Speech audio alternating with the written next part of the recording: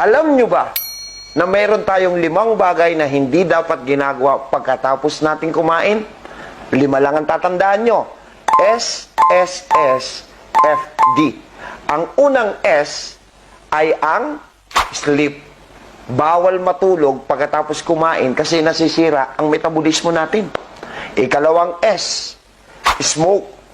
Dahil pag naninigarilyo tayo, yung nicotine, humahalo sa dugo, nagpapabagal ng sirkulasyon nito. Ikatlong S, shower. Pag nagsa-shower tayo, lumalamig ang nerves ng kamay at paa na nagbabagal din ng sirkulasyon ng dugo. Ikaapat ay ang F. Mali ang kumakain tayo ng fruits pagkatapos kumain dahil ang enzyme dapat kinakain bago ang meals. At ikang huli, yung drink tea. Bawal tayong magtsaa